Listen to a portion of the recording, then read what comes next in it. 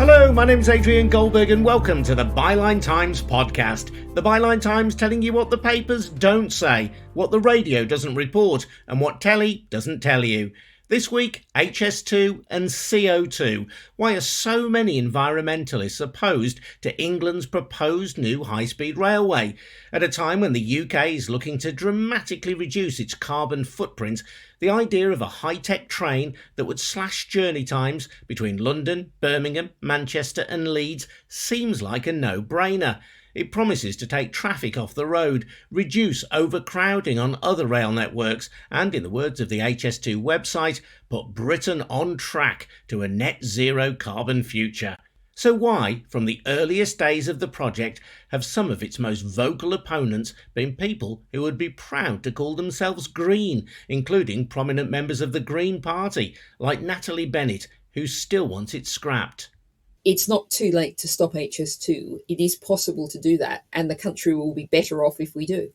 We'll hear more from Natalie Bennett later. I've also been out in the countryside to a site where locals say HS2 has wrought devastation. It just breaks my heart and it just devastates me, and I'm not the only person that's affected that way. I mean, it's traumatised me. I avoid this area. I don't often come this way anymore. Plus, Byline Times writer Stephen Delahunty on claims that ministers have misled the public about the true cost of HS2. First, just a reminder that the Byline Times podcast only exists thanks to the generosity of subscribers to the Byline Times.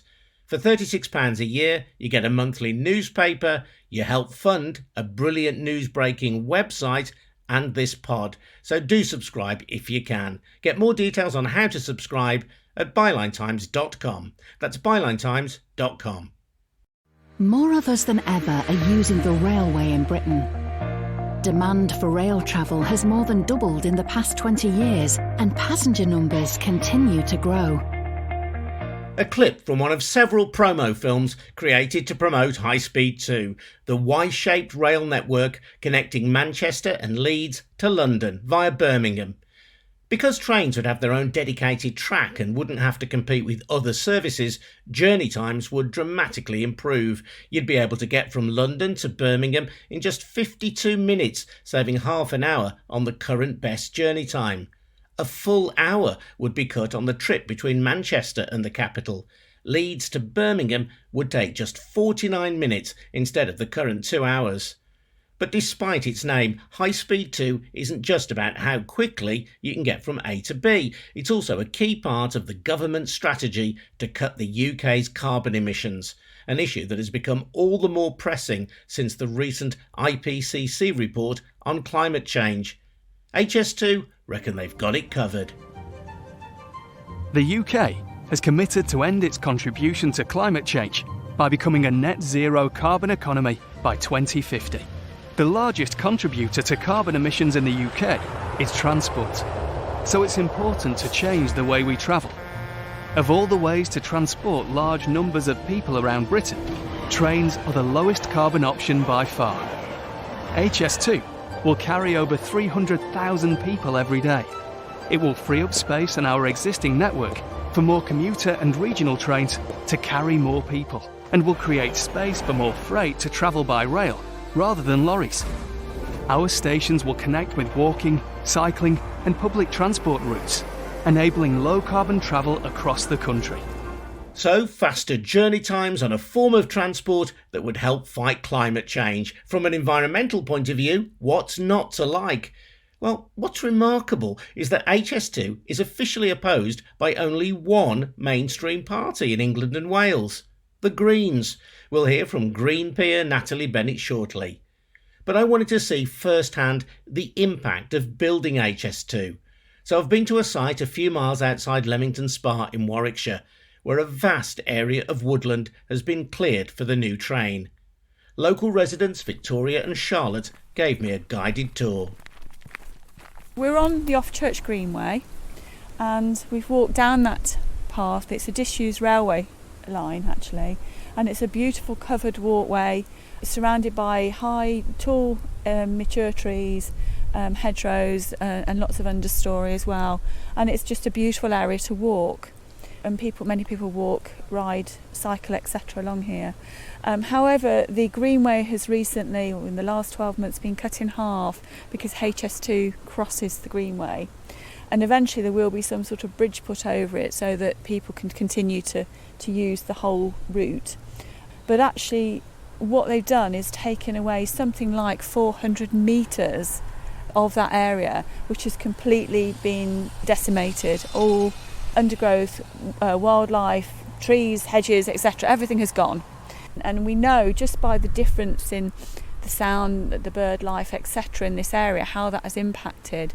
It's not just the birds and the invertebrates. Obviously there's larger mammals and things that you don't so readily see, and things like bats. And this is just multiplied along this route, the little ecosystems that have existed along here, and many of which have now been destroyed. And it isn't just the fact that these areas have been lost, but what is then left is fragmented. So if you imagine, people say, well, it doesn't matter, you've still got that woodland, you've still got this.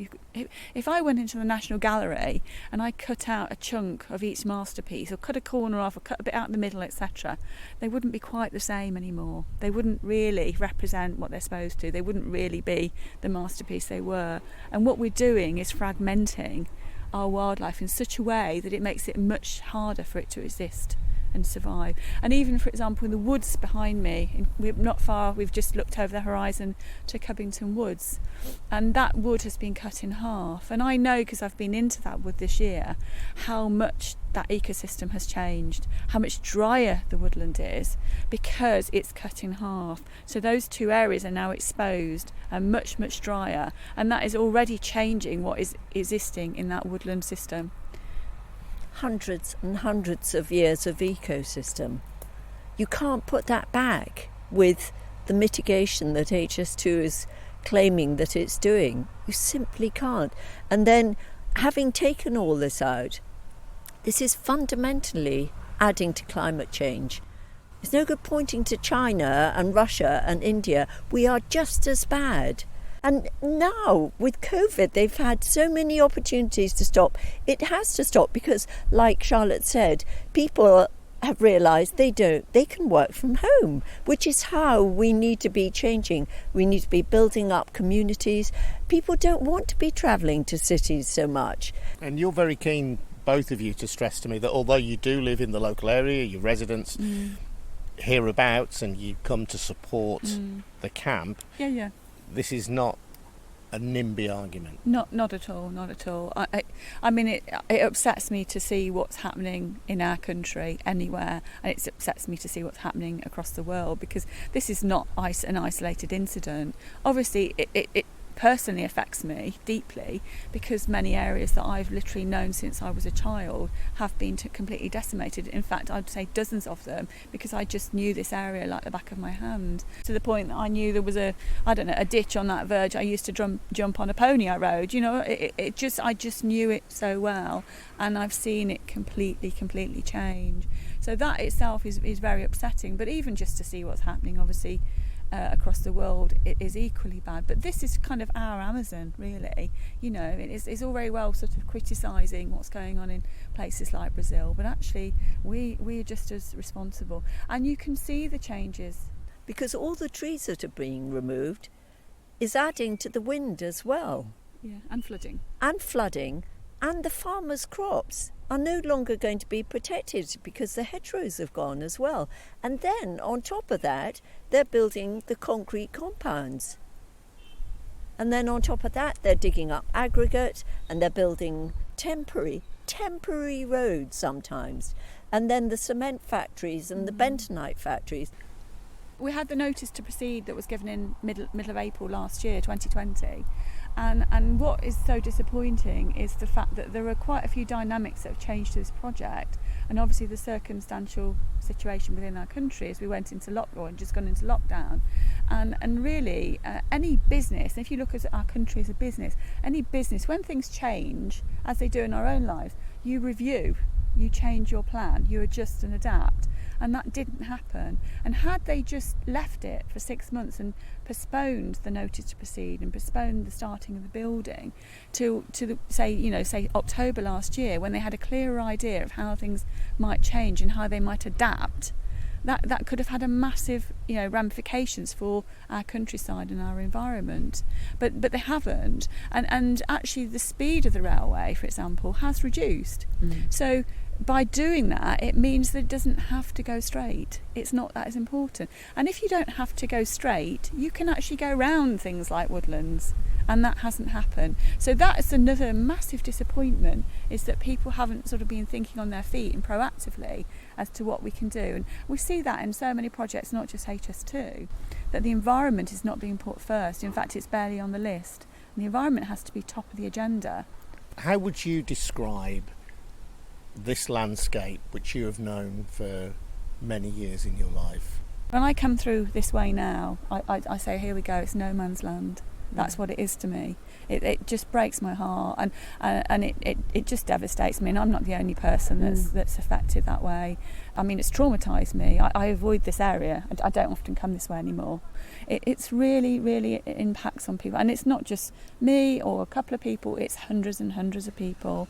So many people speak to us about it. It has a massive impact, but yeah. And it's the lives that are being destroyed by people because their properties are being taken, their businesses and their homes and the farmland. The farmland is one of the most fundamental things as well, because with this climate emergency, this is not going to get any better. It's going to get worse and worse and worse. And we should be growing crops here. We should stop flying in all the goods that we do. But right now, the thing with the governments, it's so short-sighted. I was talking to somebody last week who works in agriculture and has all his life, he's nearly 60, and he's been in agriculture all his life. And I didn't bring the subject up, but he said to me, HS2 is the biggest environmental disaster this country has ever seen. He was saying how very different it's been to work the land the last few years, how it's becoming increasingly difficult to grow crops. And we were talking about what the impacts will be in the future here. We may not be seeing the famines that you see in Africa, but there will be no doubt that food and water will be things that will be potentially in short supply, even in our country. And that's kind of where the conversation came from. And that's when he said, he'd seen some of the impacts, the carbon that's being released, the soil that's essentially being killed. And he said it is the biggest environmental disaster. HS2 is the biggest environmental disaster this country's ever seen. And he's absolutely right, without a doubt. And obviously it's still continuing. Charlotte and Victoria. My thanks to them, and also to Fives and Venus, who I met at the nearby Welsh Road protest camp, one of several that have sprung up along the route. Now, HS2 says it's creating a green corridor to run alongside the railway, planting new woodlands, creating new ponds, grasslands and meadows. Those claims didn't impress voters in Chesham and Amersham, though, where opposition to the creation of 2 tunnels through the Chiltern Hills was credited with helping Liberal Democrat candidate Sarah Green secure a shock by-election victory in a traditionally safe Tory seat, even though the Lib Dems support HS2. Opposition to the scheme seems to be growing nationally too. A petition against the railway attracted more than 150,000 signatures, forcing a parliamentary debate on September the 13th. Green Party peer Natalie Bennett has been a vocal opponent of HS2 since its inception. HS2 is the wrong project in the wrong place at the wrong time. The Green Party is, of course, very passionately supportive of rail travel and opposed to any expansion of airports and roads. But what the HS2 does, and this is something I was just counting back, I've been saying this for more than a decade, HS2 focuses money, people and resources even more on London, which is the last thing that the country needs. HS2 was designed for speed, even though that's not really what it's delivering in terms of people's travel times. And that straight line design for speed design means that it's slicing through the countryside, slicing through ancient woodland, cutting a swathe of destruction utterly unnecessarily. And we also have to really think about where we are now in terms of the climate emergency, the nature crisis. We're not talking about business as usual with added technology. We are a highly mobile society. Obviously, COVID has had an impact on that. Many more people are and will continue to work from home. But we cannot assume that we're going to keep moving more people around more often, and indeed moving much more stuff around more often. You can't have infinite growth on a finite planet, and HS2 is very much a growth project. At the same time, though, there is a phrase, isn't there? Don't let the best be the enemy of the good. And people will say, look, if you're committed to encouraging more rail travel, HS2 argues that they will shift freight off the roads onto rail, that HS2 will replace a lot of flights that currently take place between different parts of the UK, and they'll be part of a bigger project to encourage what they describe as a modal shift, so that we are travelling much more by train and by other forms of transport rather than by road. So even if it's not perfect, even if it comes at a substantial price both to the environment and to the exchequer, isn't that something that Greens should be supporting? Well, I think, first of all, let's pick up that flight claim, which simply doesn't add up, on two grounds. One ground being that very few people fly from Birmingham to London, and even fewer people, if any, fly from Crewe to London. On HS2's own figures, the modal shift from flight is 1% of journeys. It's not going to make a big difference. It's now perfectly possible to get from Edinburgh and Glasgow to London in a reasonable time frame. There's a sleeper train I'm personally very passionate about, and this is not going to make a significant difference. We're also talking about getting to Birmingham somewhere around about 2030, maybe the full line 2040. We're in a climate emergency. We need urgent action. The resources need to be being put into the journeys that very many people make in terms of local cross-country journeys. But the second point is, in terms of modal shift, is that HS2 is built on the assumption that there's going to be more and more people travelling more and more. That has also really huge implications in terms of the quality of our life. It's like many things in terms of climate action. The UK has, this is pre-COVID, double the average commuting time as the rest of Europe. The UK also has the longest working hours in Europe. The UK also has one of the highest rates of relationship breakdown in Europe. If people can work from home on the telecoms instrument of your choice, and they're there to tuck the kids up, read them a bedtime story, and then perhaps have dinner with their spouse, have a decent life. HS2 is built on the idea that we'll keep long working hours, long travelling time, long commuting time. We need a different kind of model of society. So you're saying not only are we not looking for business as usual with added technology, you're not really looking at business as usual at all. Exactly. We're talking about, there's a phrase, it's unfortunately a sort of very technical sounding phrase, but in the climate community, people talk about cobenefits. And that means there's so many things that we do in climate action. Working from home, not commuting long distances, whether you're driving or whether you're taking, a long distance train journey, to go to a meeting, say, perhaps you're on the way to Europe. If you don't take that journey, that cuts carbon emissions. But it also means that you actually have a better quality of life. You actually spend much less time in your working day. We all know that travel is a wearying kind of thing. It takes it out of you. If you can work from home, as we've seen through the COVID pandemic, people are recognising that this can give them a much better quality of life, a much better work-life balance. And that also means people not driving to the train station. That's air pollution, all of those issues that we raise. And of course, we've got an obesity pandemic, real health problems. If people are walking and cycling more in their local communities, the streets are less congested. All of these benefits accrue from a different kind of life. These are the co-benefits of climate action, not continuing as we are, which we know we can't do anyway.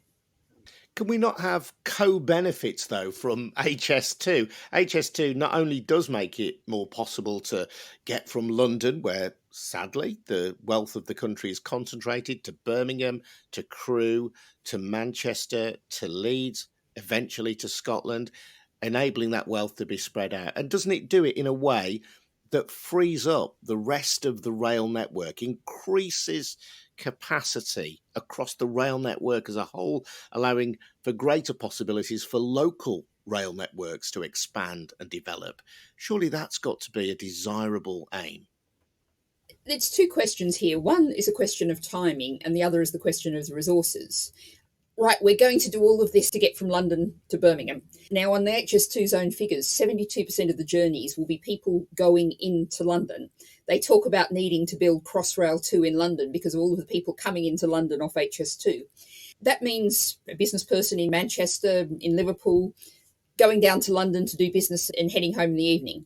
What we want instead is that business person going over to Hull to do business with someone in Hull. What we want is not things going into London, but wealth spreading around the country. I mean, the government talks about their levelling up agenda. I much prefer a spreading out of prosperity. And that means instead of it naturally being that to do business, you go to London, to do business, you go across the country. And I can speak from bitter experience how incredibly difficult it is to go east-west across the country by train.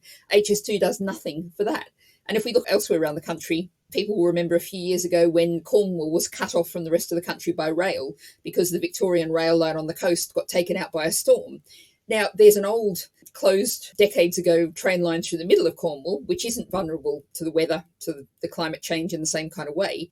Opening up that instead, linking up parts of the country not focused on London, is got to be the absolutely key thing to say about this. And the other thing is the question of resources. We have a really limited capacity in our construction sector. I was actually talking more on the building side, but talking to the Federation of Master Builders and other elements of the construction industry, and they were saying, we need 100,000 workers, we don't know where we're going to find them from. While all of the energy and the skills and the people are working on HS2, they're not working on restoring that link in Cornwall. They're not working on the line between Hull and Manchester. If we were focusing on those other links, the links that are not centred on London, then we'd be improving those capacity right now. Would you not accept, though, that the rail network does need increased capacity and that HS2 is one way of achieving that? It does increase capacity, undoubtedly. What I'm arguing is there are many other better ways to do it, both far less costly and far less environmentally destructive, and crucially not focused on London. This is the problem.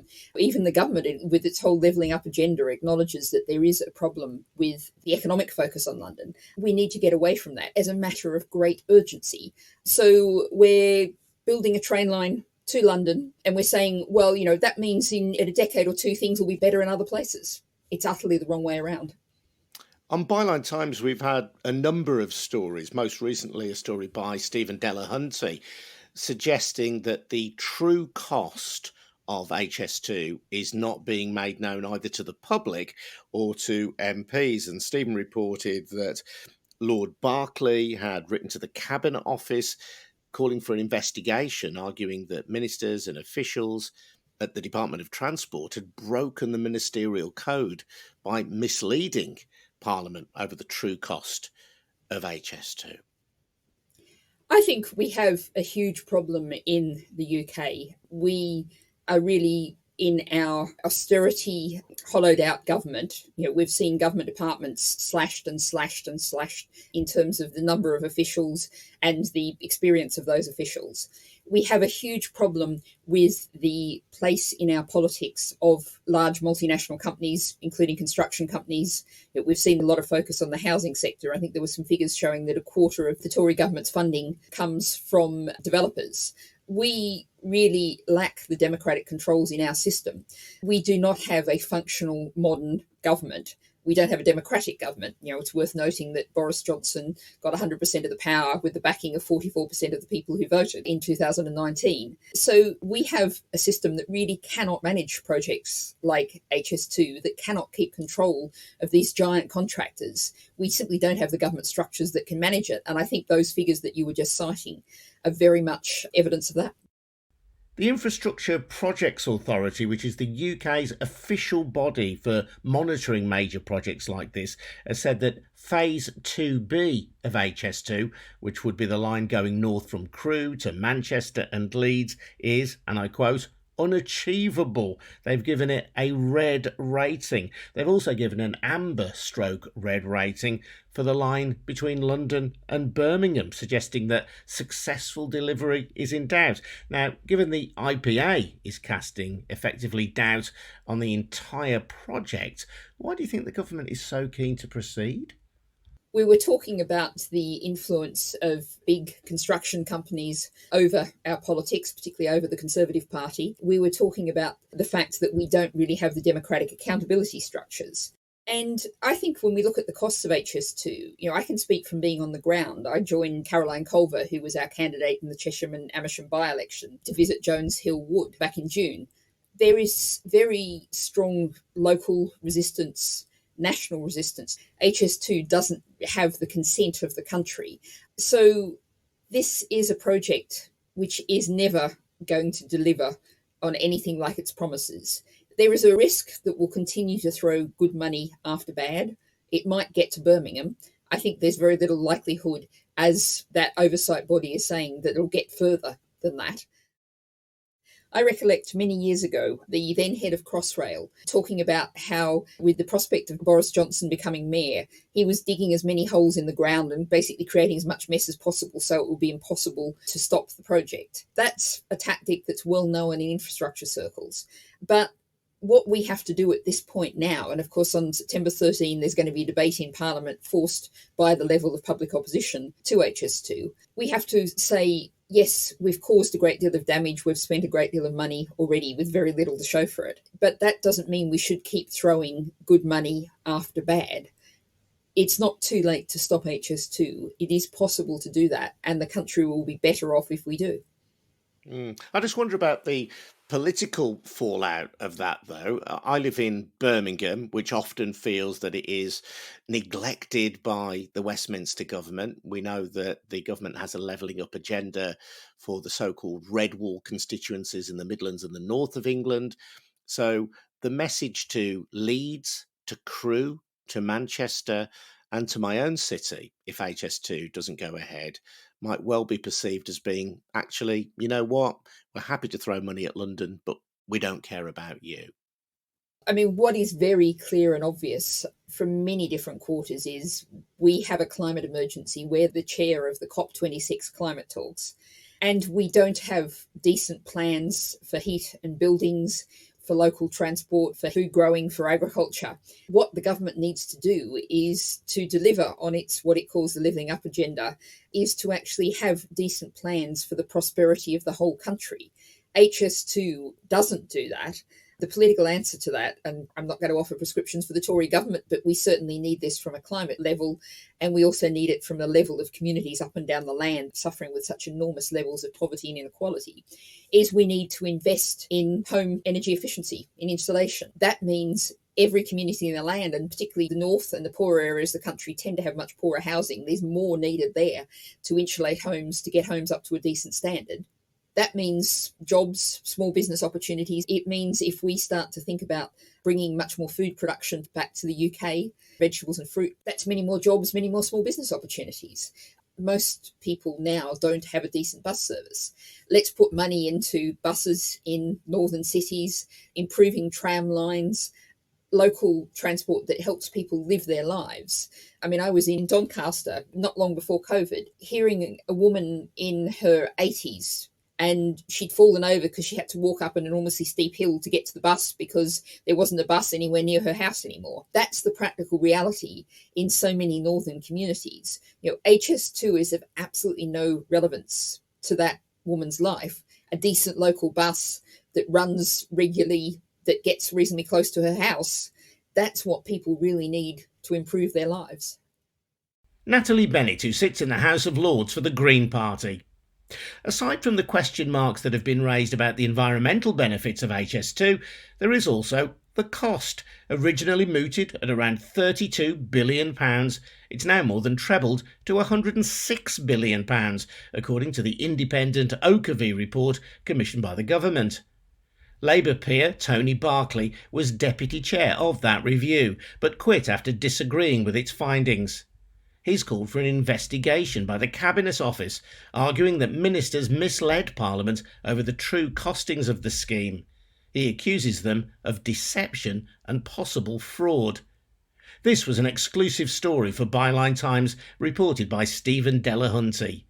What did Stephen himself make of what Lord Barclay had said?